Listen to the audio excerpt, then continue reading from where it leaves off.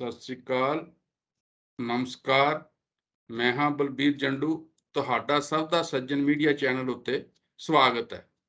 ਭਾਰਤ ਜੋੜੋ ਯਾਤਰਾ ਅੱਜ ਕੱਲ੍ਹ ਚਰਚਾ ਦੇ ਵਿੱਚ ਹੈ।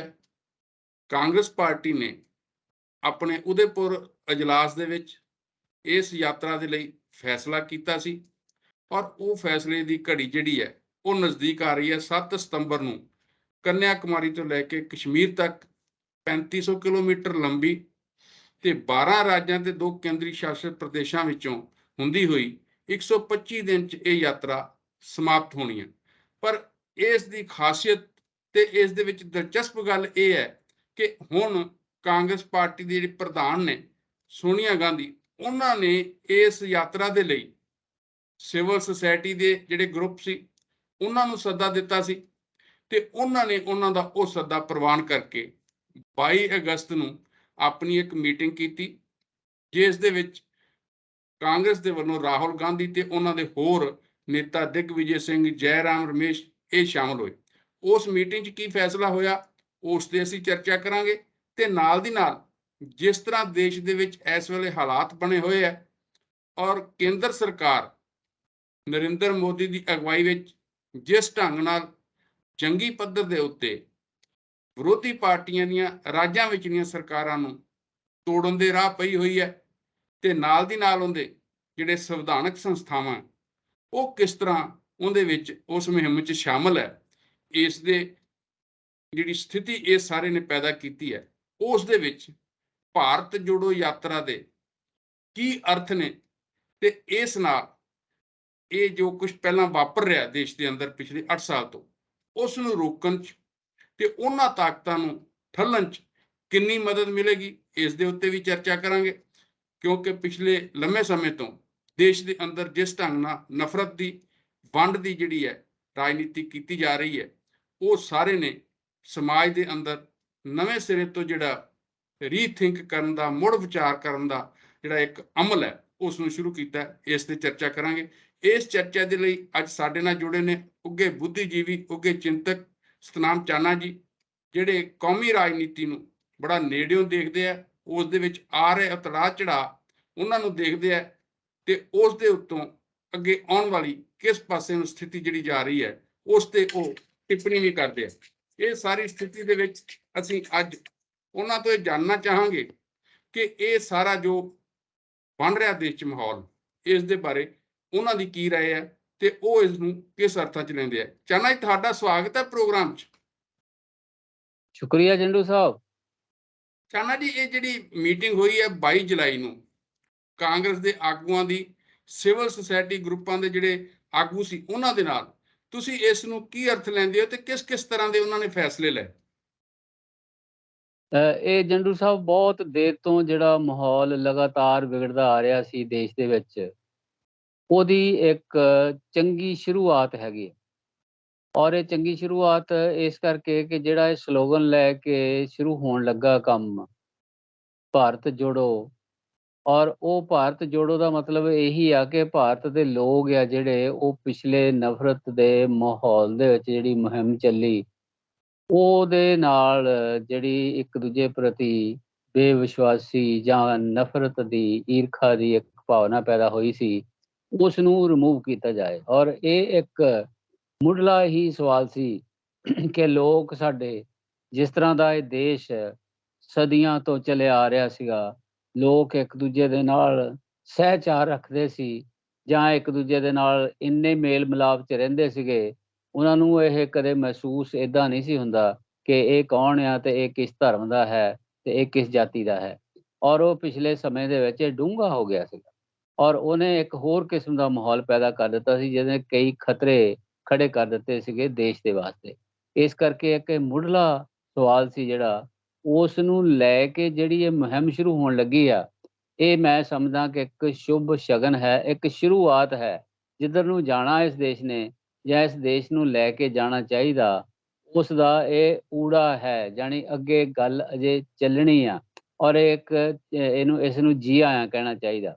ਔਰ ਸਿਵਲ ਸੁਸਾਇਟੀ ਦੀ ਤੁਸੀਂ ਗੱਲ ਕੀਤੀ ਆ, ਉਹ ਕਾਫੀ ਸਮੇਂ ਤੋਂ ਵੱਖ-ਵੱਖ ਸੰਸਥਾਵਾਂ, ਸਿਵਲ ਸੁਸਾਇਟੀ ਦੀਆਂ ਸੰਸਥਾਵਾਂ ਲੱਗੀਆਂ ਹੋਈਆਂ ਸੀ ਆਪਣੇ ਤੌਰ ਦੇ ਉੱਤੇ ਲੇਕਿਨ ਇਸ ਦਾ ਜਿਹੜਾ ਇਮੇਜ 22 ਤਰੀਕ ਨੂੰ ਬਣਿਆ, 22 ਤਰੀਕ ਤੋਂ ਪਹਿਲਾਂ 19 ਨੂੰ ਵੀ ਇੱਕ ਮੀਟਿੰਗ ਹੋਈ ਸੀ ਬੰਬੇ ਦੇ ਵਿੱਚ ਸ਼ਾਇਦ, ਔਰ ਉਹਦੇ ਵਿੱਚ ਵੀ ਜਿਹੜੀਆਂ ਚਿੰਤਾਵਾਂ ਪ੍ਰਗਟ ਕੀਤੀਆਂ ਜਾ ਰਹੀਆਂ ਸਨ ਉਹਨਾਂ ਨੂੰ ਇੱਕ ਰਸਤਾ ਮਿਲਣਾ ਸ਼ੁਰੂ ਹੋ ਗਿਆ। ਸੋ ਇਸ ਕਰਕੇ ਮੈਂ ਸਮਝਦਾ ਹਾਂ ਇਹ ਕਾਂਗਰਸ ਪਾਰਟੀ ਨੇ ਭਾਵੇਂ ਇਹ ਸ਼ੁਰੂ ਕੀਤਾ ਆ, ਲੇਕਿਨ ਇਹ ਇੱਕ ਸ਼ੁਰੂਆਤ ਐਸੀ ਹੈਗੀ ਆ ਜਿਹਦੇ ਬਾਰੇ ਅਸੀਂ ਬਾਰ-ਬਾਰ ਗੱਲ ਕੀਤੀ ਹੈ ਕਿ ਪਹਿਲਾਂ ਏਕਤਾ ਖੜੀ ਕਰਕੇ ਕੋਈ ਅੰਦੋਲਨ ਖੜਾ ਹੋਵੇ ਇਸ ਦੇਸ਼ ਦੇ ਵਿੱਚ, ਉਸ ਦੀਆਂ ਸੰਭਾਵਨਾਵਾਂ ਨਹੀਂ ਹੈਗੀਆਂ ਬਹੁਤੀਆਂ, ਜਿਹੜੀਆਂ ਕਿ ਸੰਭਾਵਨਾਵਾਂ ਐਗਜ਼ਿਸਟ ਕਰਦੀਆਂ ਕਿ ਅੰਦੋਲਨ ਖੜਾ ਕਰ ਦੇਣ ਤੋਂ ਬਾਅਦ ਜਿਹੜੀ ਏਕਤਾ ਪੈਦਾ ਹੋਵੇਗੀ ਉਹ ਇੱਕ ਬੜੀ ਪਾਏਦਾਰ ਤੇ ਅਰਥ ਭਰਪੂਰ ਇੱਕ ਏਕਤਾ ਜਿਹੜੀ ਨਾ ਖੜੀ ਹੋਣੀ ਆ। ਔਰ ਉਹ ਪੋਲੀਟੀਕਲ ਲੈਵਲ ਦੇ ਉੱਤੇ ਉਸ ਪਾਸੇ ਵੱਲ ਨੂੰ ਇਹ ਇੱਕ ਸੇਧ ਨਜ਼ਰ ਆ ਰਹੀ ਹੈ ਜੋ ਮੈਂ ਇਹ ਸਮਝਦਾ 22 ਤਰੀਕ ਦੀ ਮੀਟਿੰਗ ਤੋਂ ਬਾਅਦ। ਚਾਨਾ ਜੀ, ਜਿਹੜੇ ਇਹੀ ਸਿਵਲ ਸੁਸਾਇਟੀ ਦੇ ਗਰੁੱਪ ਆ, ਤੁਹਾਨੂੰ ਯਾਦ ਹੋਏਗਾ ਕਿ ਜਦੋਂ ਅੰਨਾ ਹਜ਼ਾਰੇ ਦੀ ਮੂਵਮੈਂਟ ਸੀ ਭ੍ਰਿਸ਼ਟਾਚਾਰ ਦੇ ਖਿਲਾਫ ਤੇ ਕੌਮੀ ਪੱਧਰ ਤੇ ਲੋਕਪਾਲ ਬਣਾਉਣ ਦੇ ਲਈ, ਉਦੋਂ ਇਹ ਗਰੁੱਪ ਉਸ ਦੇ ਮੂਵਮੈਂਟ ਦਾ ਵੀ ਹਿੱਸਾ ਸੀਗੇ। ਤੇ ਹੁਣ ਇਹ ਸਵਾਲ ਵੀ ਉੱਠ ਰਿਹਾ ਬਾਰ-ਬਾਰ ਕਿ ਇਹ ਉਹੀ ਲੋਕ ਨੇ ਜਿਹੜੇ ਉਸ ਸਮੇਂ ਉਹਨਾਂ ਨਾਲ ਖੜੇ ਸੀ ਤਾਂ ਹੁਣ ਕਾਂਗਰਸ ਨਾਲ ਖੜੇ ਆ, ਤੇ ਤੁਸੀਂ ਇਸ ਨੂੰ ਕੀ ਸਮਝਦੇ ਹੋ? ਨਹੀਂ, ਉਸਦੇ ਕਈ ਰੀਜ਼ਨ ਹੈਗੇ ਆ। ਇਹ ਇੰਨਾ ਹੀ ਨਹੀਂ ਹੈ, ਤੁਸੀਂ ਸ਼ਾਇਦ ਉਹਨਾਂ ਆਗੂਆਂ ਨੂੰ ਵੀ ਦੇਖੋਗੇ ਇਹ ਸਿਵਲ ਸੁਸਾਇਟੀ ਦੇ ਵਿੱਚ ਜਿਹੜੇ ਹੁਣ ਸ਼ਾਇਦ ਸਭ ਤੋਂ ਅੱਗੇ ਨੇ, ਉਹ ਇਹ ਕਹਿਣ ਵਾਲਿਆਂ 'ਚ ਸੀ ਕਿ ਜਿੰਨੀ ਦੇਰ ਕਾਂਗਰਸ ਖਤਮ ਨਹੀਂ ਹੁੰਦੀ ਉਨੀ ਦੇਰ ਕੋਈ ਅੱਛਾ ਪੋਲੀਟੀਕਲ ਆਲਟਰਨੇਟਿਵ ਉਭਰਨ ਦੀ ਸੰਭਾਵਨਾ ਨਹੀਂ ਹੈ।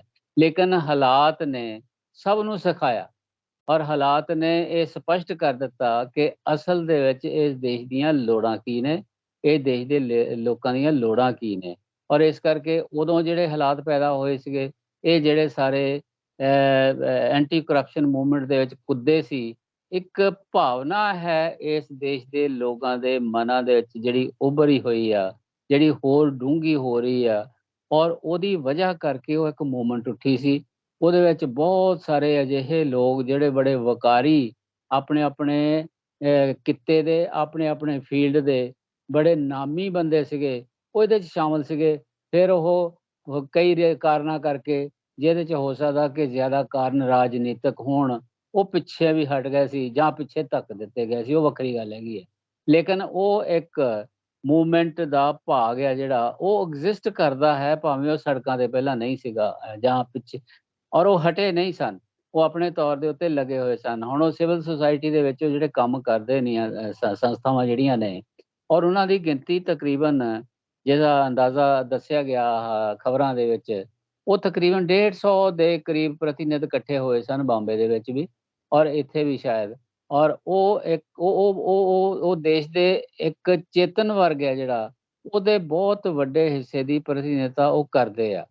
ਹੁਣ ਉਹ ਮੌਕਾ ਇੱਕ ਐਸਾ ਹੈਗਾ ਆ ਕਿ ਹੋਰ ਇੱਕ ਕੋਈ ਪੋਲੀਟੀਕਲ ਪਾਰਟੀ ਅਜੇ ਸਾਹਮਣੇ ਆਈ ਨਹੀਂ ਹੈ, ਔਰ ਇਹ ਕਾਂਗਰਸ ਨੇ ਜਿਹੜਾ ਪਹਿਲ ਕਦਮੀ ਕਰ ਲਈ ਹੈ, ਜਿਹੜਾ ਉਹਨਾਂ ਨੇ ਭਾਰਤ ਜੋੜੋ ਯਾਤਰਾ ਸ਼ੁਰੂ ਕਰਨ ਦਾ ਫੈਸਲਾ ਲਿਆ ਆ। ਪ੍ਰੋਗਰਾਮ ਕਰ ਰਹੇ ਮੈਂ ਤੁਹਾਨੂੰ ਬਾਅਦ ਚ ਫੋਨ ਕਰਨਾ।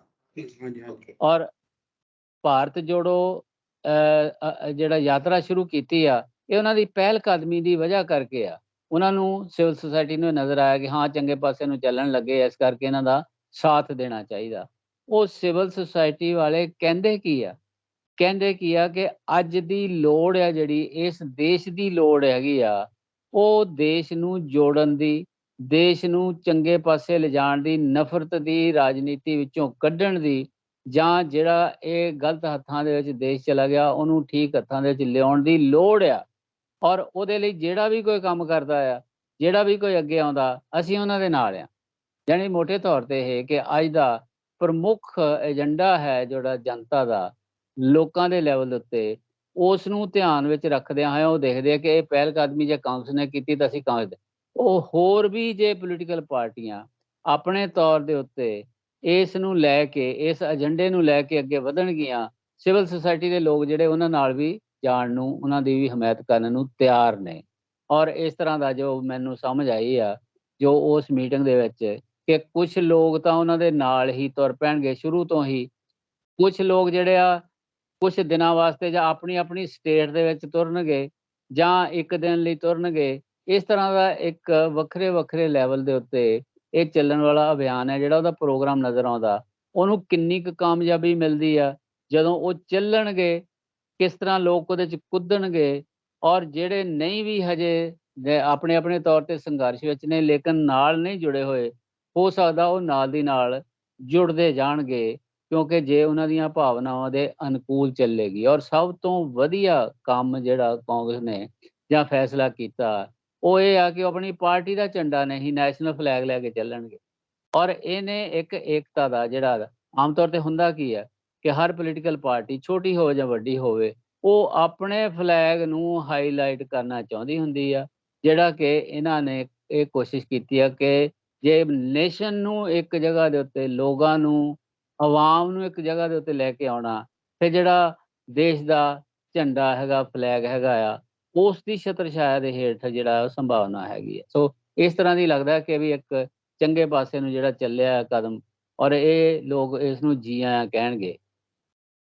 ਤੇ ਚਾਹਨਾ ਜੀ, ਜਿਸ ਤਰ੍ਹਾਂ ਇਹ ਸਾਰੀ ਸਥਿਤੀ ਪੈਦਾ ਹੋਈ ਔਰ ਜਿਹਦੇ ਵਿੱਚ ਹੁਣ ਮੁੱਖ ਤੌਰ ਤੇ ਜਿਹੜੀ, ਜਿਸ ਤਰ੍ਹਾਂ ਤੁਸੀਂ ਵੀ ਗੱਲ ਕੀਤੀ ਹੈ, ਇਹ ਜਿਹੜੇ ਸਿਵਲ ਸੁਸਾਇਟੀ ਦੇ ਗਰੁੱਪ ਹੈ, ਉਹਨਾਂ ਦਾ ਇਹ ਕਹਿਣਾ ਹੈ ਕਿ ਜਿਸ ਤਰ੍ਹਾਂ ਇਸ ਵੇਲੇ ਦੇਸ਼ ਦੇ ਸੰਵਿਧਾਨ ਨੂੰ ਖਤਰਾ ਹੈ, ਦੇਸ਼ ਦੀ ਏਕਤਾ ਨੂੰ ਖਤਰਾ ਹੈ, ਜਿਸ ਤਰ੍ਹਾਂ ਦੇਸ਼ ਨੂੰ ਬਚਾਉਣ ਦੀ ਲੋੜ ਹੈ, ਇਹ ਸਾਰੀਆਂ ਜਿਹੜੀਆਂ ਗੱਲਾਂ ਹੈਗੀਆਂ, ਜਾਂ ਲੋਕਤੰਤਰ ਨੂੰ ਬਚਾਉਣ ਦੀ ਲੋੜ ਹੈ, ਧਰਮ ਨਿਰਪੱਖਤਾ ਨੂੰ ਬਚਾਉਣ ਦੀ ਲੋੜ ਹੈ, ਤਾਂ ਇਸ ਦੇ ਲਈ ਸਾਰੇ ਹੀ ਉਹਨਾਂ ਲੋਕਾਂ ਨੂੰ ਇਕਜੁੱਟ ਹੋਣਾ ਚਾਹੀਦਾ ਹੈ ਜਿਹੜੇ ਖਾਸ ਕਰਕੇ ਇਹਨਾਂ ਗੱਲਾਂ 'ਚ ਵਿਸ਼ਵਾਸ ਰੱਖਦੇ ਆ ਔਰ ਦੇਸ਼ ਦੇ ਨਾਲ ਜੁੜੇ ਹੋਏ ਆ। ਸੋ ਕਿਤੇ ਨਾ ਕਿਤੇ ਲੱਗਦਾ ਹੈ ਕਿ ਜੋ ਕੁਝ ਇਸ ਵੇਲੇ ਕੇਂਦਰ ਸਰਕਾਰ ਵੱਲੋਂ ਕੀਤਾ ਜਾ ਰਿਹਾ, ਉਸਨੇ ਇੱਕ ਇਸ ਤਰ੍ਹਾਂ ਦੀ ਸਥਿਤੀ ਜ਼ਰੂਰ ਪੈਦਾ ਕਰ ਦਿੱਤੀ ਹੈ ਕਿ ਹਰੇਕ ਜਿਹੜਾ ਸੂਝਵਾਨ ਨਾਗਰਿਕ ਹੈ, ਉਹ ਇਹ ਸੋਚਣ ਲਈ ਮਜਬੂਰ ਹੋਇਆ ਹੈ ਕਿ ਹੁਣ ਜੇ ਇਸ ਦੇਸ਼ ਨੂੰ ਦੇ ਅੰਦਰ ਜਮਹੂਰੀਅਤ ਨੂੰ ਬਚਾਉਣਾ, ਸੰਵਿਧਾਨ ਨੂੰ ਬਚਾਉਣਾ, ਤਾਂ ਇਸ ਦੇ ਲਈ ਤੁਹਾਨੂੰ ਸੜਕਾਂ ਤੇ ਆਉਣਾ ਪਏਗਾ, ਜਨ ਅੰਦੋਲਨ ਖੜਾ ਕਰਨਾ ਪਏਗਾ। ਬੇਸ਼ੱਕ ਕਈ ਵਾਰੀ ਗੱਲ ਆ ਜਾਂਦੀ ਹੈ ਕਿ ਜਿਹੜੀ ਖਾਸ ਕਰਕੇ ਇਸ ਬਾਰੇ ਕਿ ਜਿਹੜੀ ਸਥਿਤੀ ਬਣੀ ਹੈਗੀ ਹੈ, ਉਹ ਐਮਰਜੈਂਸੀ 'ਚ ਵੀ ਇਸ ਤਰ੍ਹਾਂ ਦਾ ਵਾਪਰਿਆ ਸੀਗਾ ਜੀ, ਤਾਂ ਉਦੋਂ ਵੀ ਇਸ ਤਰ੍ਹਾਂ ਜਨਤਾ ਪਾਰਟੀ ਬਣੀ ਸੀ, ਤਾਂ ਉਹਦੇ ਵਿੱਚ ਦੋ ਤਰ੍ਹਾਂ ਦੀ ਉਹ ਗੱਲ ਕਰਦੇ ਆ ਕਿ ਇੱਕ ਤਾਂ ਇਹ ਹੈ ਕਿ ਉਦੋਂ ਸਿਰਫ ਲੋਕਤੰਤਰ ਨੂੰ ਖਤਰਾ ਸੀ, ਤਾਂ ਹੁਣ ਜਿਹੜਾ ਸਮਾਜ ਦੇ ਅੰਦਰ ਵੀ ਜਿਸ ਤਰ੍ਹਾਂ ਦੀ ਵੰਡ ਪੈਦਾ ਕੀਤੀ ਜਾ ਰਹੀ ਹੈ, ਹੁਣ ਦੇਸ਼ ਦੀ ਏਕਤਾ ਵੀ ਉਨਾ ਹੀ ਵੱਧ ਖਤਰਾ ਹੈ। ਸੋ ਇਸ ਨੂੰ ਤੁਸੀਂ ਕਿਸ ਤਰ੍ਹਾਂ ਦੇਖਦੇ ਹੋ? ਨਹੀਂ, ਜਿੱਥੋਂ ਤੱਕ ਤੁਸੀਂ ਗੱਲ ਕੀਤੀ ਸੰਵਿਧਾਨ ਦੀ, ਔਰ ਇਹ ਇੱਕ ਬਹੁਤ ਸੰਜੀਦਾ ਮਸਲਾ ਹੋ ਗਿਆ ਹੈ, ਕਿਉਂਕਿ ਇਹ ਸਿਰਫ ਸਿਵਲ ਸੁਸਾਇਟੀ ਦੇ ਜਾਂ ਉੱਪਰਲੇ ਲੈਵਲ ਦੇ ਉੱਤੇ ਹੀ ਨਹੀਂ ਵਿਚਾਰ ਵਟਾਂਦਰੇ ਦੇ ਵਿੱਚ ਆ ਰਿਹਾ, ਇਹ ਗੱਲ ਆਮ ਲੋਕਾਂ 'ਚ ਚਲੀ ਗਈ ਹੈ, ਔਰ ਇਹ ਹੇਠਾਂ ਤੱਕ ਚਰਚਾ ਹੋ ਰਹੀ ਆ ਕਿ ਦੇਸ਼ ਦਾ ਸੰਵਿਧਾਨ ਜਿਹੜਾ ਬਾਬਾ ਸਾਹਿਬ ਡਾਕਟਰ ਭੀਮ ਰਾਓ ਅੰਬੇਡਕਰ ਦੀ ਛਤਰਛਾਇਆ ਹੇਠ ਬਣਿਆ ਸੀ, ਉਸ ਨੂੰ ਖਤਰਾ ਪੈਦਾ ਹੋ ਗਿਆ। ਔਰ ਉਸ ਨੂੰ ਸਿਰਫ ਉਹ ਅੰਦਾਜ਼ਾ ਹੀ ਨਹੀਂ ਲਾਉਂਦੇ ਕਿ ਖਤਰਾ ਪੈਦਾ ਹੋ ਗਿਆ, ਸਗੋਂ ਇਸ ਤਰ੍ਹਾਂ ਦੀਆਂ ਖਬਰਾਂ ਨਿਊਜ਼ ਪੇਪਰਸ ਦੇ ਵਿੱਚ ਛਪ ਰਹੀਆਂ ਕਿ ਕੋਈ ਹੋਰ ਇਹਦੇ ਸਮਾਨਾਂਤਰ ਇੱਕ ਪੈਰਲਲ ਸੰਵਿਧਾਨ ਜਿਹੜਾ ਨਾ ਉਹ ਲਿਖਿਆ ਜਾ ਰਿਹਾ, ਔਰ ਉਹਨੂੰ ਸਰਕੂਲੇਟ ਕੀਤਾ ਜਾ ਰਿਹਾ ਆ, ਔਰ ਉਹ ਇੰਨੇ ਪੇਜਾਂ ਦਾ ਪਤਾ ਨਹੀਂ 700 ਕਿੰਨੇ ਪੇਜ, ਮਤਲਬ ਇਹ ਜਦੋਂ ਖਬਰਾਂ ਦੇ ਵਿੱਚ ਆਉਂਦਾ, ਔਰ ਜੀ। ਉਹ ਅੰਦਾਜ਼ਾ ਨਹੀਂ ਰਹਿ ਜਾਂਦਾ। ਇਸ ਤਰ੍ਹਾਂ ਦੀਆਂ ਖਬਰਾਂ ਅਖਬਾਰਾਂ ਦੇ ਵਿੱਚ ਛਪਣੀਆਂ ਸ਼ੁਰੂ ਹੋ ਗਈਆਂ। ਇਸ ਕਰਕੇ ਇਹ ਚਿੰਤਾ ਜਿਹੜੀ ਆ, ਉਹ ਇਕੱਲੇ ਸੁਚੇਤ ਲੋਕਾਂ ਦੀ ਹੀ ਚਿੰਤਾ ਨਹੀਂ ਰਹਿ ਗਈ, ਇਹ ਚਿੰਤਾ ਜਿਹੜੀ ਨਾ ਆਮ ਲੋਕਾਂ ਦੇ ਵਿੱਚ ਚਲੀ ਗਈ ਆ, ਔਰ ਇਸ ਦੇ ਉੱਤੇ ਲੋਕ ਬੜਾ ਸੰਜੀਦਗੀ ਨਾਲ ਹਰ ਚੀਜ਼ ਨੂੰ ਸਹਿਣ ਕਰ ਸਕਦੇ ਆ, ਥੋੜ੍ਹੀ ਮੋਟੀ ਅੱਗੇ ਪਿੱਛੇ ਕਰਕੇ, ਲੇਕਿਨ ਦੇਸ਼ ਦੇ ਲੋਕ ਇਹ ਸਹਿਣ ਕਰਨ ਨੂੰ ਤਿਆਰ ਨਹੀਂ ਹੈ ਕਿ ਦੇਸ਼ ਦੇ ਸੰਵਿਧਾਨ ਨੂੰ ਕੁਝ ਹੋਵੇ, ਜਾਂ ਇਹ ਸੰਵਿਧਾਨ ਦੀ ਜਗ੍ਹਾ ਤੇ ਕੁਝ ਹੋਰ ਸੰਵਿਧਾਨ ਆ ਜਾਵੇ, ਇਹ ਨਹੀਂ ਸਵੀਕਾਰ ਕਰਨ ਨੂੰ ਤਿਆਰ। ਸੋ ਇਸ ਕਰਕੇ ਇਹਦੀ ਇੱਕ ਡੈਪਥ ਹੈ ਜਿਹੜੀ, ਉਹ ਇਸ ਦੇ ਨਾਲੋਂ ਕਿਤੇ ਵੱਧ ਜਿਹੜੀ ਨਾ ਉਹ ਹੋ ਚੁੱਕੀ ਹੈ। ਦੂਸਰੀ ਗੱਲ ਰਹੀ ਇਹ ਕਿ ਇਹ ਜਿਹੜਾ ਕਿਸ ਲੈਵਲ ਤੇ ਹੋਏਗਾ। ਤੁਸੀਂ ਐਮਰਜੈਂਸੀ ਦੀ ਗੱਲ ਕੀਤੀ ਆ, ਉਦੋਂ ਲੋਕਾਂ ਨੇ ਇੱਕ ਤੋਂ ਬਾਅਦ ਦੂਜੀ ਗੱਲ, ਦੂਜੀ ਤੋਂ ਬਾਅਦ ਤੀਜੀ ਗੱਲ, ਤੀਜੀ ਤੋਂ ਬਾਅਦ ਚੌਥੀ ਗੱਲ, ਜਦੋਂ ਇਹ ਹੁੰਦਿਆਂ ਲੋਕ ਇਸ ਨਤੀਜੇ ਤੇ ਪਹੁੰਚ ਗਏ ਕਿ ਅਸਲ ਦੇ ਵਿੱਚ ਖਤਰਾ ਜਿਹੜਾ ਆ ਉਹ ਦੇਸ਼ ਦੇ ਜਮਹੂਰੀਅਤ ਜਿਹੜੀ ਨਾ ਉਹ ਖਤਰੇ 'ਚ ਪੈ ਗਈ। ਖਤਰੇ 'ਚ ਨਹੀਂ ਪੈ ਗਈ, ਉਹ ਸਮਝਦੇ ਸੀਗੇ ਕਿ ਜਮਹੂਰੀਅਤ ਦਾ ਜਿਹੜਾ ਨਾ ਉਹ ਖਤਮ ਕਰ ਦਿੱਤੀ ਗਈ ਆ। ਇਸ ਕਰਕੇ ਜਮਹੂਰੀਅਤ ਨੂੰ ਬਚਾਉਣ ਦਾ ਮਸਲਾ ਨਾ ਲੋਕਾਂ ਨੇ ਸਮਝ ਕੇ ਇਹ ਸਮਝਿਆ ਕਿ ਜਮਹੂਰੀਅਤ ਨੂੰ ਮੁੜ ਬਹਾਲ ਕਰਨ ਦਾ ਟਾਈਮ ਆ ਗਿਆ। ਇਸ ਕਰਕੇ ਲੋਕ ਇਕਮੁੱਠ ਹੋ ਗਏ, ਔਰ ਉਹ ਇਕਮੁੱਠ ਹੋ ਗਏ। ਪਹਿਲਾਂ ਭਾਵਨਾ ਗਈ, ਫਿਰ ਲੋਕਾਂ ਦੇ ਵਿੱਚ ਚਰਚਾ ਤੋਂ ਬਾਅਦ ਜਿਹੜੀ ਹਰਕਤ ਸ਼ੁਰੂ ਹੋਈ, ਹਰਕਤ ਤੋਂ ਨੇ ਉਹ ਲੋਕਾਂ ਦੀ ਉਸ ਹਰਕਤ ਨੇ ਪੋਲੀਟੀਕਲ ਪਾਰਟੀਆਂ ਨੂੰ, ਉਹਨਾਂ ਪਾਰਟੀਆਂ ਨੂੰ ਵੀ ਜਿਹੜੀਆਂ ਇੱਕ ਦੂਜੇ ਦੇ ਨਾਲ ਬਹਿਣ ਨੂੰ ਤਿਆਰ ਨਹੀਂ ਸੀਗੀਆਂ, ਉਹਨਾਂ ਨੂੰ ਵੀ ਇੱਕ ਪਲੇਟਫਾਰਮ ਤੇ ਇਕੱਠੇ ਹੋਣ ਦੇ ਲਈ ਮਜਬੂਰ ਕਰ ਦਿੱਤਾ। ਔਰ ਉਹ ਇੱਕ ਬਹੁਤ ਵਿਸ਼ਾਲ ਔਰ ਬਹੁਤ ਵੱਡਾ ਫਰੰਟ ਜਿਹੜਾ ਨਾ ਹੋਂਦ ਵਿੱਚ ਆਇਆ, ਜਿਹਦੇ ਵਿੱਚ ਇਹ ਉਦੋਂ ਤਾਂ ਬੀਜੇਪੀ ਨਹੀਂ ਹੁੰਦੀ ਸੀ, ਜਨਤਾ ਪਾਰਟੀ ਬਣੀ ਸੀ ਇਹ। ਔਰ ਉਹ ਤੋਂ ਲੈ ਕੇ ਖੱਬੀਆਂ ਪਾਰਟੀਆਂ ਤੱਕ ਇਕਮੁੱਠ ਹੋ ਕੇ ਕਿ ਏਜੰਡਾ ਕੀ ਆ? ਏਜੰਡਾ ਹੈਗਾ ਕਿ ਜਮਹੂਰੀਅਤ ਦੀ ਮੁੜ ਬਹਾਲੀ ਕੀਤੀ ਜਾਵੇ। ਹੁਣ ਏਜੰਡਾ ਕੀ ਆ? ਔਰ ਉਹ ਲੋਕ ਜੋ ਸਮਝਦੇ ਆ ਕਿ ਵੀ ਦੇਸ਼ ਦੀ ਏਕਤਾ ਜਿਹੜੀ ਆ, ਦੇਸ਼ ਦੇ ਲੋਕਾਂ ਦੀ ਏਕਤਾ ਜਿਹੜੀ ਇਹ ਸਮਾਜਿਕ ਏਕਤਾ ਹੈ, ਜਿਹੜੀ ਸਾਡੀ ਸਦੀਆਂ ਤੋਂ ਚਲੀ ਆ ਰਹੀ ਸੀਗੀ, ਉਹਨੂੰ ਵੀ ਖਤਰਾ ਹੈ ਤੇ ਸ਼ਾਇਦ ਸੰਵਿਧਾਨ ਨੂੰ ਵੀ ਖਤਰਾ ਹੈ। ਔਰ ਜਦੋਂ ਇਹ ਭਾਵਨਾ ਚਲੀ ਗਈ ਹੈ ਤਾਂ ਹੁਣ ਲੋਕ ਬਹੁਤ ਬਰੀਫ ਦੇ ਵਿੱਚ ਇੱਕ ਸਲੋਗਨ ਨੂੰ ਦੇ ਉੱਤੇ ਪਿਨ ਪੁਆਇੰਟ ਕਰਕੇ ਹੀ ਅੱਗੇ ਵਧਣਗੇ। ਇਹਦਾ ਜਿਹੜਾ ਨਾ ਮਾਹੌਲ ਦੇਸ਼ ਦੇ ਵਿੱਚ ਬਣਿਆ ਹੋਇਆ।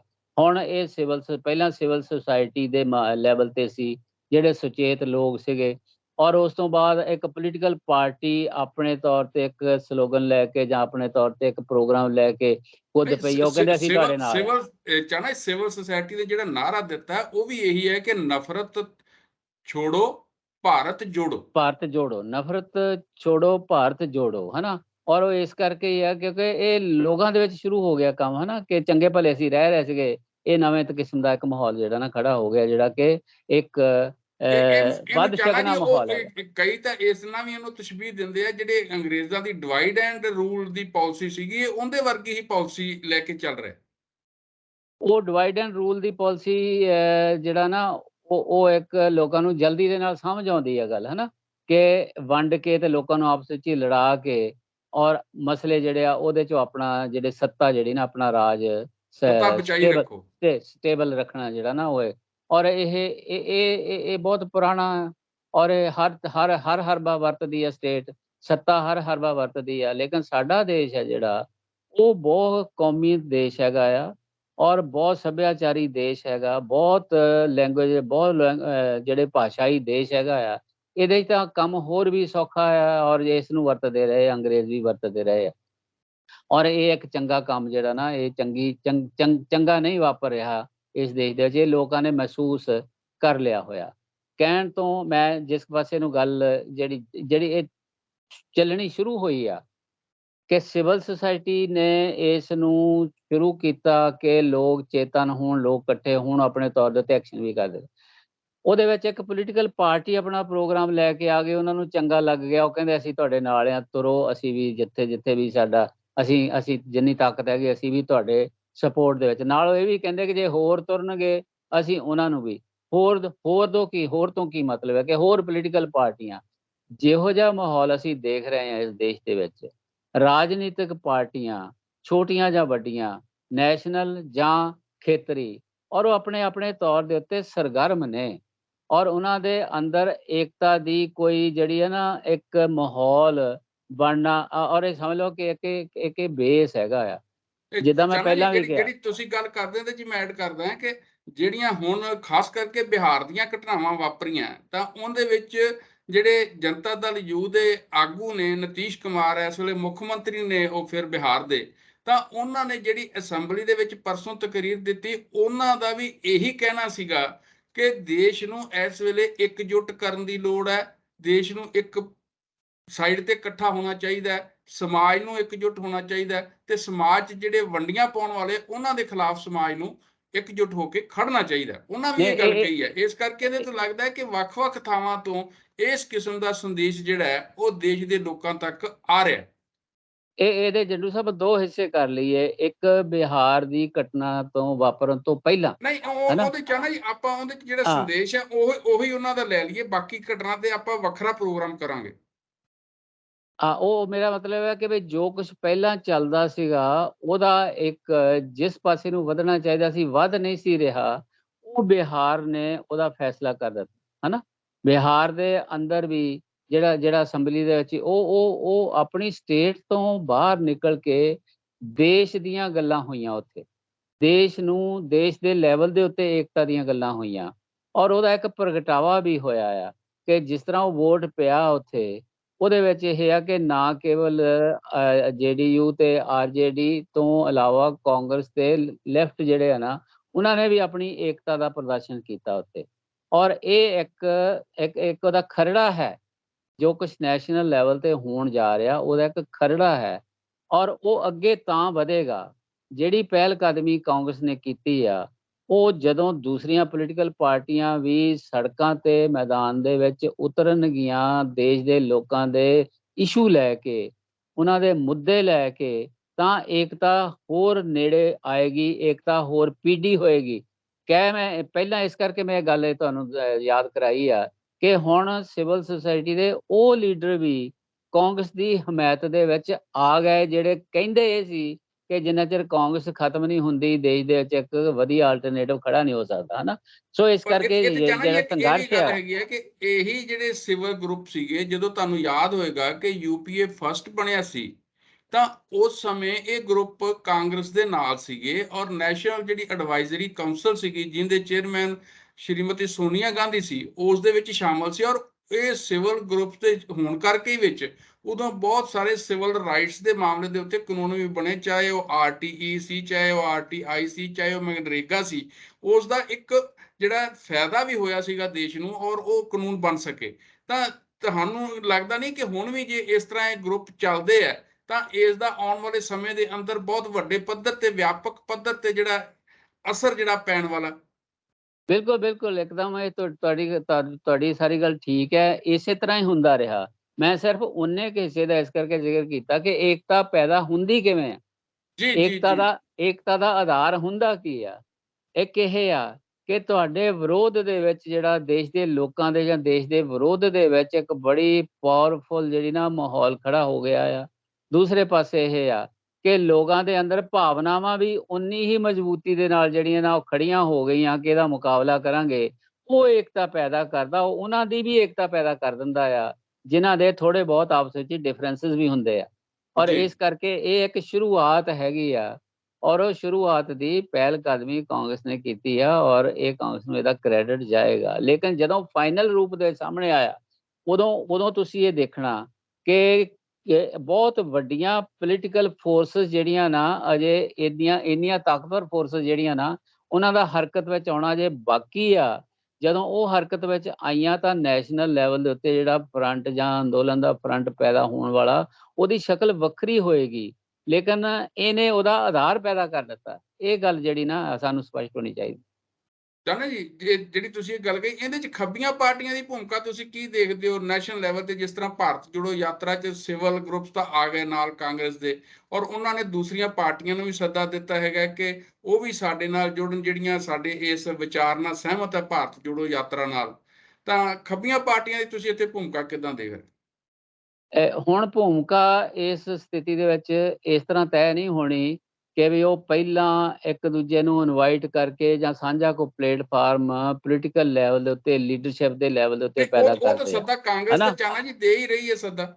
ਸਿਵਲ ਗਰੁੱਪ ਵੀ ਕਹਿ ਨਹੀਂ, ਰਿਹਾ ਕਿ ਜੇ ਕੋਈ ਉਹ ਹੋਰ ਵੀ ਪਾਰਟੀ ਇਸ ਤਰ੍ਹਾਂ ਦੇ ਕੋਈ ਯਾਤਰਾ ਕਰੂਗੀ ਦੇਸ਼ ਦੇ ਬਚਾਉਣ ਦੇ ਲਈ, ਜਿਹੜੀ ਉਹ ਗੱਲ ਕਰਦੇ ਆ ਸੰਵਿਧਾਨ ਦੇ ਬਚਾਉਣ ਦੀ ਗੱਲ, ਦੇਸ਼ ਦੀ ਏਕਤਾ ਬਚਾਉਣ ਦੀ ਗੱਲ, ਜਮਹੂਰੀਅਤ ਨੂੰ ਬਚਾਉਣ ਦੀ ਗੱਲ, ਤਾਂ ਉਹ ਤਾਂ ਕਹਿੰਦੇ ਆ ਕਿ ਜੇ ਇਸ ਤਰ੍ਹਾਂ ਦਾ ਕੋਈ ਵੀ ਹੋਰ ਪਾਰਟੀ ਤੁਰੇਗੀ ਤਾਂ ਅਸੀਂ ਉਸ ਨੂੰ ਵੀ ਆਪਣਾ ਸਮਰਥਨ ਦਿਆਂਗੇ। ਉਹ ਇਹੀ ਜਿਹੜੀ ਗੱਲ ਹੈ ਨਾ, ਮੈਂ ਦੁਬਾਰਾ ਇਹ ਇਸ ਕਰਕੇ ਕਹਿਣਾ ਚਾਹੁੰਦਾ ਹਾਂ ਕਿ ਵੀ ਇਹ ਜੇ ਇਨਵਾਈਟ ਕਰਨ, ਇੱਕ ਦੂਜੇ ਨੂੰ ਬੁਲਾ ਰਹੇ ਆ, ਪਰ ਉਹ ਟੇਬਲ ਤੇ ਬੈਠ ਕੇ ਏਕਤਾ ਹੋਣ ਵਾਲਾ ਇਹ ਇਤਿਹਾਸ ਦਾ ਪੜਾਅ ਉਹ ਨਹੀਂ ਹੈਗਾ ਕਿ ਚਲੋ ਜੀ ਦਿੱਲੀ 'ਚ ਸਾਰੀਆਂ ਪਾਰਟੀਆਂ ਬੈਠ ਕੇ ਜਿਹੜਾ ਨਾ ਉਹ ਇੱਕ ਏਕਤਾ ਦਾ ਫਰੰਟ ਪੈਦਾ ਕਰ ਲਈਏ। ਹੁਣ ਇਹ ਇਦਾਂ ਹੀ ਹੋਣਾ ਆ। ਹਰ ਉਸ ਪੋਲੀਟੀਕਲ ਪਾਰਟੀ ਨੇ ਅੰਦੋਲਨ ਦੇ ਵਿੱਚ ਕੁੱਦਣਾ ਆ, ਫਿਰ ਲੀਡਰਸ਼ਿਪ ਦੀ ਏਕਤਾ ਜਿਹੜੀ ਨਾ ਇੱਕ ਵੱਡਾ ਪਲੇਟਫਾਰਮ ਕਰਨਾ, ਜਿਹਦੇ ਚੋਂ ਕੋਈ ਜਲਦੀ ਦੇ ਨਾਲ ਉਹਨੂੰ ਤੋੜ ਨਹੀਂ ਸਕੂਗਾ। ਹੁਣ ਇੱਕ ਪਾਰਟੀ ਨੇ ਕੀਤਾ ਆ, ਔਰ ਉਹ ਕਿੰਨੀ ਕੁ ਔਰ ਉਹ ਬੜਾ ਲੰਬਾ ਰੱਖਿਆ, 350 ਕਿਲੋਮੀਟਰ ਦਾ ਸ਼ਾਇਦ ਸਫ਼ਰ ਜਿਹੜਾ ਨਾ ਉਹਨਾਂ ਨੇ ਤੈਅ ਕਰਨ ਦਾ ਪ੍ਰੋਗਰਾਮ ਬਣਾਇਆ ਹੋਇਆ। ਇਹਦੇ 3500 ਦਰਮਿਆਨ ਕਿਲੋਮੀਟਰ ਚਾਹਨਾ ਜੀ, 3500 ਕਿਲੋਮੀਟਰ। ਹਾਂ 3500 ਹੈ, ਹਾਂਜੀ। 3500 ਕਿਲੋਮੀਟਰ ਦਾ ਸਫ਼ਰ ਤੈਅ ਕਰਨਾ ਆ, ਔਰ ਉਹਨੂੰ ਕਿੰਨਾ ਟਾਈਮ ਲੱਗਣਾ ਉਹ ਮੈਂ ਦੇਖਿਆ ਸੁਣਿਆ ਵੀ ਕੀ ਕੈਲਕੂਲੇਟ ਕੀਤਾ ਉਹਨਾਂ ਨੇ। ਲੇਕਿਨ 125 ਦਿਨ ਉਹਨਾਂ ਨੇ ਮਿੱਥੇ ਚਾਹਨਾ ਜੀ ਇੰਨੇ ਸਫ਼ਰ ਲਈ। ਉਹਦੇ ਵਿੱਚ ਕੀ ਹੋਏਗਾ ਕਿ ਜਿੱਥੋਂ ਦੀ ਉਹ ਗੁਜ਼ਰਨਗੇ ਉੱਥੋਂ ਲੋਕ ਉਹਨਾਂ ਨੂੰ ਕਿੰਨੀ ਕੁ ਜੀ ਆਇਆਂ ਕਹਿੰਦੇ ਆ, ਇਹਨੇ ਤੈਅ ਕਰ ਦੇਣਾ ਕਿ ਉਸ ਇਲਾਕੇ ਦੀਆਂ ਜਿਹੜੀਆਂ ਖੇਤਰੀ ਪਾਰਟੀਆਂ ਦਾ ਰਵੱਈਆ ਕੀ ਹੈ। ਖੇਤਰੀ ਪਾਰਟੀਆਂ ਤਿਆਰ ਬੈਠੀਆਂ ਹੈ। ਖੇਤਰੀ ਜੀ ਪਾਰਟੀਆਂ ਲੜਨ ਦੇ ਲਈ ਪਹਿਲਾਂ ਹੀ ਕਾਂਗਰਸ ਤੋਂ ਵੀ ਪਹਿਲਾਂ ਉਹਨਾਂ ਨੇ ਏਕਤਾ ਕਰਨ ਦਾ ਯਤਨ ਸ਼ੁਰੂ ਕੀਤਾ ਸੀਗਾ।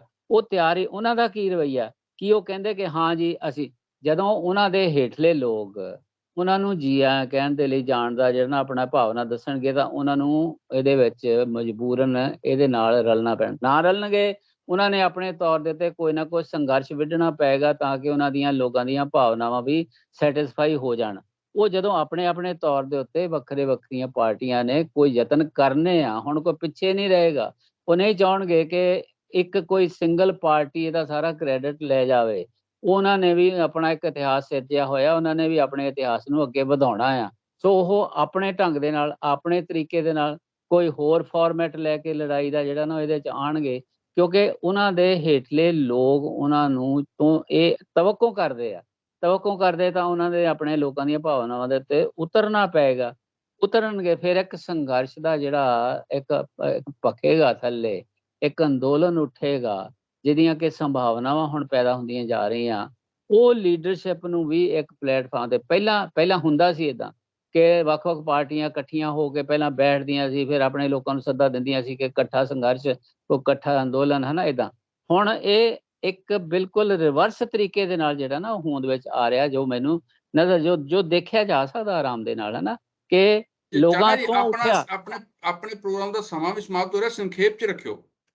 ਹਾਂ, ਮਤਲਬ ਕਿ ਵੀ ਹੁਣ ਲੋਕਾਂ ਦੇ ਲੈਵਲ ਤੋਂ ਇਹ ਉੱਠ ਕੇ ਉੱਪਰ ਨੂੰ ਆ ਰਿਹਾ ਹੈ। ਪਹਿਲਾਂ ਜੀ ਉੱਪਰੋਂ ਲੀਡਰਸ਼ਿਪ ਤੋਂ ਹੇਠਾਂ ਨੂੰ ਜਾਂਦਾ ਹੁੰਦਾ ਸੀਗਾ, ਹੈ ਨਾ? ਔਰ ਉਹ ਬਿਲਕੁਲ ਇਹ ਇਸ ਤਰ੍ਹਾਂ ਦਾ ਜਦੋਂ ਏਕਤਾ ਹੁੰਦੀ, ਲੋਕ ਥੱਲੇ ਆਪਣੇ ਆਪ ਜਦੋਂ ਏਕਤਾ ਕਰਨੀ ਸ਼ੁਰੂ ਕਰ ਦਿੰਦੇ ਆ, ਤਾਂ ਫਿਰ ਲੀਡਰਸ਼ਿਪ ਨੂੰ ਵੀ ਏਕਤਾ ਨੂੰ ਤੋੜਨਾ ਬੜਾ ਔਖਾ ਹੋ ਜਾਂਦਾ ਕਿ ਐਵੇਂ ਛੋਟੀ ਜਿਹੀ ਗੱਲ ਬਣਾ ਕੇ ਕਹਿ ਦੇਣਗੇ ਜੀ ਅਸੀਂ ਤਾਂ ਐਂ ਚੱਲੇ ਆ, ਤੁਹਾਡਾ ਸਾਨੂੰ ਆਹ ਨਹੀਂ ਠੀਕ ਲੱਗਾ ਤੇ ਉਹ ਨਹੀਂ ਠੀਕ ਲੱਗਾ, ਹੈ ਨਾ? ਲੋਕ ਬੜਾ ਨੱਠ ਕੇ, ਨਿਚੋੜ ਕੱਢ ਕੇ, ਉਹਦਾ ਜਾਣੀ ਅਰਕ ਕੱਢ ਕੇ ਜਿਹਨੂੰ ਕਹਿੰਦੇ ਆ, ਉਹਦੇ ਤੇ ਐਕਟ ਕਰਦੇ ਹੁੰਦੇ ਆ। ਜਿੱਦਾਂ ਤੁਸੀਂ ਪਹਿਲਾਂ ਜ਼ਿਕਰ ਕੀਤਾ ਕਿ ਉਦੋਂ ਜਮਹੂਰੀਅਤ ਨੂੰ ਲੈ ਕੇ ਲੋਕ ਲੜੇ ਸੀਗੇ। ਹੁਣ ਦੇਸ਼ ਦੀ ਏਕਤਾ ਤੇ ਅਖੰਡਤਾ ਨੂੰ ਲੈ ਕੇ ਜਿਹੜਾ ਨਾ ਅੱਗੇ ਵਧ ਰਹੇ ਆ। ਦੇਸ਼ ਦੇ ਵਿੱਚੋਂ ਉਹ ਨਫ਼ਰਤ ਦਾ ਮਾਹੌਲ ਖਤਮ ਕਰਨਾ ਚਾਹੁੰਦੇ ਆ, ਔਰ ਏਜੰਡੇ ਤੇ ਲੋਕਾਂ ਦੇ ਇਹ ਗੱਲ ਹੈਗੀ ਆ। ਉਹ ਕਿੱਦਾਂ ਹੋਏਗਾ? ਔਰ ਉਹਦੇ ਵਿੱਚ ਫਿਰ ਇੱਕ ਸੱਤਾ ਜਿਹੜੀ ਆ ਨਾ ਉਹ ਆ ਜਾਣੀ ਆ ਕਿ ਵੀ ਜਿੰਨੀ ਦੇਰ ਤੁਸੀਂ ਜਿਹੜਾ ਨਾ ਇਸ ਤਰ੍ਹਾਂ ਦੇ ਮਾਹੌਲ ਨੂੰ ਤਬਦੀਲ ਨਹੀਂ ਕਰਦੇ, ਉਨੀ ਦੇਰ ਜਿਹੜਾ ਨਾ ਇਹ ਮਾਹੌਲ ਬਦਲ ਨਹੀਂ ਸਕਦਾ। ਕਿੰਨੀਆਂ ਘਟਨਾਵਾਂ ਵਾਪਰੀਆਂ, ਲੋਕਾਂ ਦੇ ਅੰਦਰ ਜਿਹੜੀ ਨਾ ਹੋਰ ਹੀ ਤਰ੍ਹਾਂ ਦੀ ਇੱਕ ਭਾਵਨਾ ਪੈਦਾ ਹੋ ਰਹੀ ਆ ਕਿ ਦੇਖੋ, ਇਸ ਤਰ੍ਹਾਂ ਦੀ ਜੇ ਸਟੇਟ ਕੋਈ ਹੋਰ ਹੁੰਦੀ ਤੇ ਕੀ ਉਹੋ ਜਿਹੇ ਬਲਾਤਕਾਰੀ ਤੇ ਜਿਹੜੇ ਕਾਤਲ ਹੈਗੇ ਆ ਉਹ ਇਸ ਤਰ੍ਹਾਂ ਬਾਹਰ ਆ ਜਾਂਦੇ? ਇੱਕ ਇਹ ਸਵਾਲ ਖੜਾ ਹੋ ਗਿਆ, ਹਨਾ? ਉਹ ਜਦੋਂ ਇਹ ਸਵਾਲ ਖੜਾ ਹੁੰਦਾ, ਫਿਰ ਸਟੇਟ ਦਾ ਰੋਲ ਵਿੱਚ ਖੜਾ ਹੋ ਜਾਂਦਾ, ਹਨਾ? ਤੇ ਇਸ ਕਰਕੇ ਲੋਕ ਜਿਹੜੇ ਨਾ ਅੰਤਮ ਰੂਪ ਦੇ ਵਿੱਚ ਇਹ ਹੋ ਜਾਂਦੇ ਆ ਕਿ ਵੀ ਜੀ ਨਹੀਂ, ਇਹ ਦੇਸ਼ ਨੂੰ ਬਦਲਣ ਦੇ ਲਈ ਜ਼ਰੂਰੀ ਆ ਕਿ ਇਸ ਦੇਸ਼ ਦੇ ਉੱਤੇ ਠੀਕ ਤਰ੍ਹਾਂ ਦਾ ਇੱਕ ਰਾਜਨੀਤਿਕ ਪ੍ਰਬੰਧ ਜਿਹੜਾ ਨਾ ਹੋਣਾ ਚਾਹੀਦਾ, ਜਿਹੜਾ ਉਹਨਾਂ ਦੀਆਂ ਭਾਵਨਾਵਾਂ ਦੇ ਅਨੁਕੂਲ ਕੰਮ ਕਰੇ। ਸੋ ਇਸ ਕਰਕੇ ਮੈਂ ਇਹ ਦੇਖਣ ਤੇ ਮੈਂ ਫਿਰ ਇੱਕ ਵਾਰੀ ਰਿਪੀਟ ਕਰਦਾ ਕਿ ਬਿਲਕੁਲ ਜਿੱਦਾਂ ਪਹਿਲਾਂ ਇਤਿਹਾਸ ਦੇ ਵਿੱਚ ਚੱਲਦਾ ਰਿਹਾ, ਉਹਦੇ ਨਾਲੋਂ ਵੱਖਰੇ ਕਿਸਮ ਦਾ ਇੱਕ ਮਾਹੌਲ ਖੜਾ ਹੋ ਰਿਹਾ, ਜਿਹੜਾ ਹੇਠੋਂ ਉੱਪਰ ਨੂੰ ਆ ਰਿਹਾ ਆ। ਔਰ ਉਹ ਜਦੋਂ ਆ ਰਿਹਾ ਤਾਂ ਫਿਰ ਲੀਡਰਸ਼ਿਪ ਵੀ ਜਿਹੜੀ ਨਾ ਜਨਤਾ ਦੀਆਂ ਭਾਵਨਾਵਾਂ ਦੇ ਸਾਹਮਣੇ ਜਿਹੜਾ ਨਾ ਆਨਾਕਾਨੀ ਨਹੀਂ ਕਰ ਸਕਦੇ ਹੁੰਦੇ। ਸੋ ਇਸ ਕਰਕੇ ਇਹ ਜਿਹੜਾ ਹੁਣ ਇਹ ਕਾਂਗਰਸ ਪਹਿਲਾਂ ਕਿੱਥੇ ਸੀਗੀ, ਹੈ ਨਾ? ਏਸੀ 'ਚ ਬੈਠੇ ਸੀਗੇ, ਲੋਕਾਂ ਨੇ ਬਾਹਰ ਕੱਢਿਆ ਇਹਨਾਂ ਨੂੰ। ਔਰ ਉਸ ਗੱਲ ਨੇ ਨਹੀਂ ਕੱਢਿਆ ਕਿ ਵੀ ਉਹਨਾਂ ਦੇ ਲੀਡਰਾਂ ਨੂੰ ਈਡੀ ਲਈ ਫਿਰਦਾ ਜਾਂ ਈਡੀ ਖਿੱਚੀ ਫਿਰਦਾ। ਉਸ ਕਰਕੇ ਨਹੀਂ ਨਿਕਲੇ। ਜਦੋਂ ਉਹ ਮੁੱਦਿਆਂ ਨੂੰ ਲੈ ਕੇ ਨਿਕਲੇ ਆ ਤੇ ਤਾਂ ਉਹਨਾਂ ਦੇ ਨਾਲ ਏਕਤਾ ਹੋਣੀ ਸ਼ੁਰੂ ਹੋਈ ਆ। ਇਸ ਕਰਕੇ ਮੁੱਦੇ ਆ ਜਿਹੜੇ, ਉਹਨਾਂ ਦੇ ਉੱਤੇ ਬੇਸਡ ਇੱਕ ਅੰਦੋਲਨ ਜਿਹੜਾ ਨਾ ਉਹ ਖੜੇ ਹੋਣ ਦੀਆਂ ਸੰਭਾਵਨਾਵਾਂ ਇਸ ਦੇਸ਼ ਦੇ ਵਿੱਚ ਪੈਦਾ ਹੋ ਗਈਆਂ। ਸੋ ਮੈਂ ਸਿਰਫ ਇੰਨਾ ਹੀ ਕਹਿਣਾ। ਇੱਥੇ ਹੀ ਸਾਡੇ ਪ੍ਰੋਗਰਾਮ ਦਾ ਸਮਾਂ ਸਮਾਪਤ ਹੁੰਦਾ। ਜਿਹੜੇ ਦੋਸਤ ਸਾਡੇ ਇਸ ਪ੍ਰੋਗਰਾਮ ਨਾਲ ਜੁੜੇ, ਦੋਸਤੋ ਜੇ ਤੁਹਾਨੂੰ ਸਾਡਾ ਇਹ ਪ੍ਰੋਗਰਾਮ ਪਸੰਦ ਆਇਆ ਹੋਵੇ ਤਾਂ ਤੁਸੀਂ ਇਸ ਨੂੰ ਲਾਈਕ ਵੀ ਜ਼ਰੂਰ ਕਰਨਾ, ਆਪਣੇ ਦੋਸਤਾਂ ਨਾਲ ਸ਼ੇਅਰ ਵੀ ਕਰਨਾ ਤੇ ਚੈਨਲ ਨੂੰ ਸਬਸਕ੍ਰਾਈਬ ਕਰਨਾ। ਤੁਹਾਡਾ ਬਹੁਤ ਬਹੁਤ ਧੰਨਵਾਦ। ਚਾਨਾ ਜੀ, ਤੁਹਾਡਾ ਵੀ ਬਹੁਤ ਬਹੁਤ ਧੰਨਵਾਦ। ਸ਼ੁਕਰੀਆ ਜੰਡੂ ਸਾਹਿਬ।